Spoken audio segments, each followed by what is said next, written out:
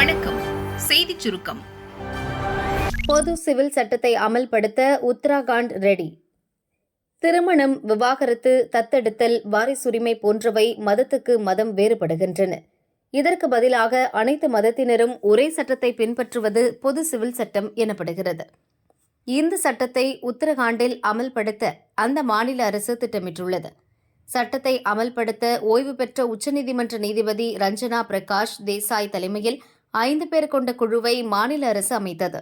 அந்த குழு 740 பக்கங்கள் கொண்ட பொது சிவில் சட்டத்தின் இறுதி வரைவை முதல்வர் புஷ்கர் சிங் தாமியிடம் கடந்த வெள்ளிக்கிழமை சமர்ப்பித்தது.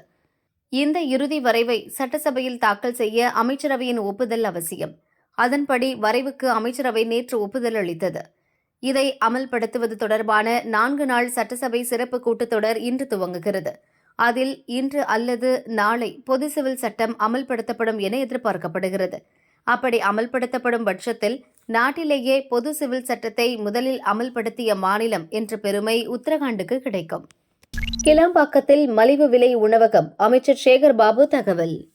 செங்கல்பட்டு மாவட்டம் கிளாம்பாக்கம் புதிய பஸ் ஸ்டாண்டில் போலீஸ் ஸ்டேஷன் அமைப்பதற்கான அடிக்கல் நாட்டு விழா நடந்தது.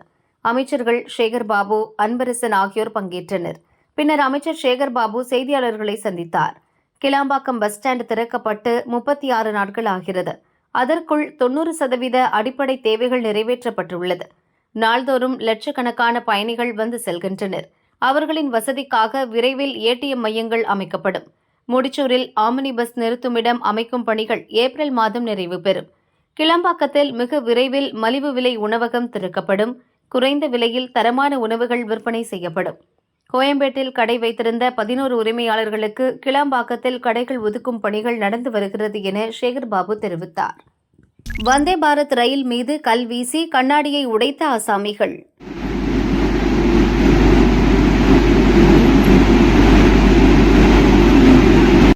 சென்னை நெல்லை இடையே வந்தே பாரத் ரயில் இயக்கப்படுகிறது.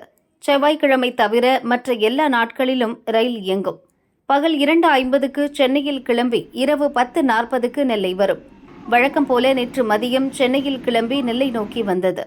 மணியாச்சி ஸ்டேஷன் அருகே மர்ம நபர்கள் ரயில் மீது கல் வீசினர். 5 பேர் கொண்ட கும்பல் தொடர்ந்து கல் வீசியதில் ரயில் கண்ணாடி உடைந்தது. ரயிலை தொடர்ந்து இயக்கிய டிரைவர் நெல்லையில் நிறுத்தினார்.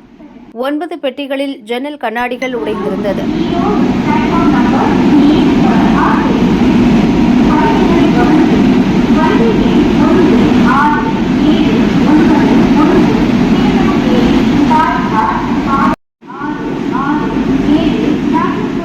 நெல்லை ஸ்டேஷனில் உடைந்த கண்ணாடிகளை மாற்றும் பணி நடந்தது. சம்பவம் நடந்த நாரைக்கிணறு மணியாச்சி பகுதியில் போலீசார் ரோந்து சென்றனர். வந்தே பாரத் ரயில் மீது கல் வீசியவர்களை தேடுகின்றனர். சைதை துரைசாமி மகன் பயணித்த கார் சட்லஜ் ஆற்றில் கவிழ்ந்தது.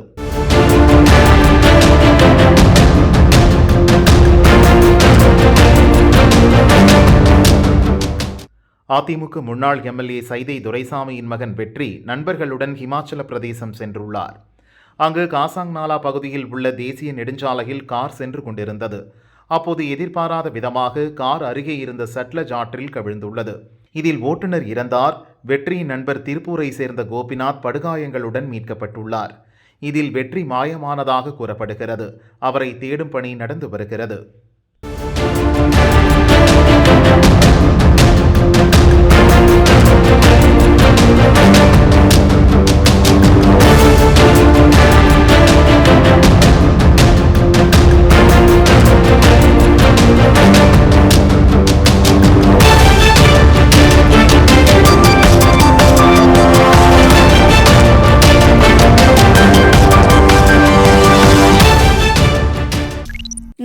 பிறந்த நாளில் பாட்டிக்கு சர்ப்ரைஸ் கொடுத்த குடும்பத்தினர். ராமநாதபுரத்தைச் சேர்ந்த பாப்பம்மாள் 1924ஆம் ஆண்டு பிறந்தவர். சிறுவயது முதல் கம்பு, கேழ்வரகு, சோளம், குதிரைவாலி, மட்டை அரிசி என சத்தான உணவுகளை உண்பதால் நோய் நொடி இல்லாமல் வாழ்ந்து வருகிறார். இவருக்கு 6 பெண் குழந்தைகளும் 2 ஆண் குழந்தைகளும் உள்ளனர். 60க்கும் மேற்பட்ட பேரன் பேத்திகள், கொள்ளு பேத்திகள் உள்ளனர். இவரது 100வது பிறந்த நாளை கோலாகலமாக கொண்டாட குடும்பத்தினர் முடிவு செய்தனர். பாட்டிக்கு சர்ப்ரைஸ் கொடுக்கவும் விரும்பினர். அதன்படி 100வது பிறந்த நாள் அன்று திடீரென வெளியூரில் உள்ள மகன்கள், மகள்கள், பேரன், பேத்திகள் என அனைவரும் பாப்பம்மாள் வீட்டுக்கு வந்து பாட்டிக்கு இன்ப அதிர்ச்சி கொடுத்தனர். ரூபாய் நோட்டு மாலை, பூமாலை, சால்வை அணிவித்து பாட்டியை வணங்கி பட்டாசு வெடித்து பிறந்த நாளை கோலாகலமாக கொண்டாடினர்.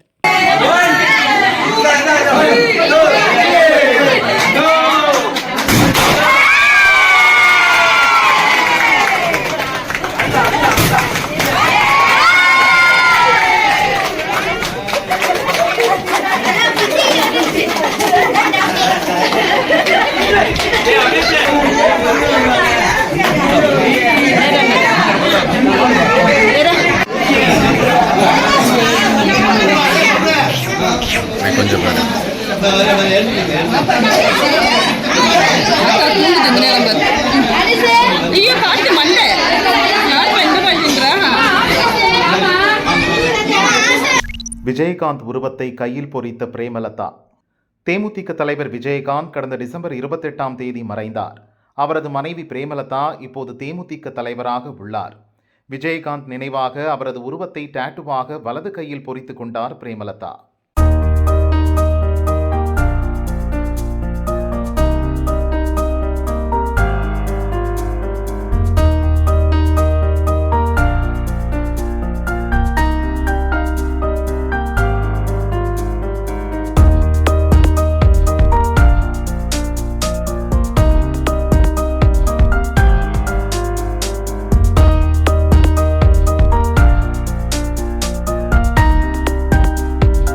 மயிலை கபாலீஸ்வரர் கோவிலுக்குள் குத்தாட்டம் போட்டதால் வந்த வினை. சென்னை மயிலாப்பூர் கபாலீஸ்வரர் கோயில் வளாகத்தில் இளைஞர்கள் சினிமா பாட்டுக்கு ஆடும் வீடியோ வெளியானது.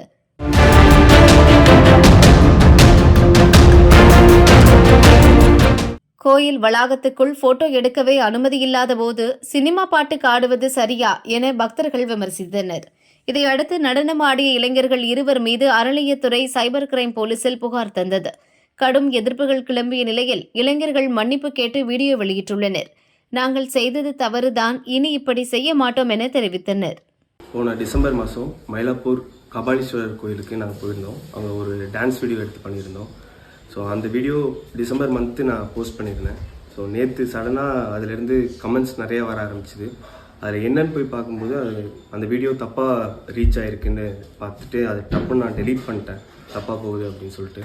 அதுக்கப்புறம் ட்விட்டரில் எல்லாம் நாங்கள் பார்த்தோம். அது ரொம்பவே வேறு மாதிரி ப்ரொஜெக்ஷன் ஆகிருக்கு. இதுக்கு மேலே அந்த மாதிரி வீடியோஸ் நாங்கள் பண்ண மாட்டோம். கோயிலில் டான்ஸ் வீடியோஸ் அந்த சாங்குக்கு, அந்த மாதிரி சாங்குக்கு நாங்கள் இதுக்கு மேலே பண்ண மாட்டோம். ஸோ இது முழுக்க முழுக்க எங்கள் தப்பு, நாங்கள் அக்செப்ட் பண்ணிக்கிறோம். எங்களால் இப்போ கோயில் நிர்வாகத்துக்கும் அறநிலையத்துறைக்கும் இது கண்டிப்பாக பெரிய ப்ராப்ளமாக வந்திருக்கும். ஸோ நான் அவங்ககிட்ட ரொம்ப பெரிய மன்னிப்பு கேட்டுக்கிறோம். இந்த வீடியோ பார்த்துட்டு யாராவது மனசு கஷ்டப்பட்டுருந்தீங்கன்னா அவங்ககிட்டயும் நான் சாரி கேட்டுக்கிறேன். இதுக்கு மேலே இந்த மாதிரி நடக்காமல் கண்டிப்பாக பார்த்துக்கிறேன். சாரி.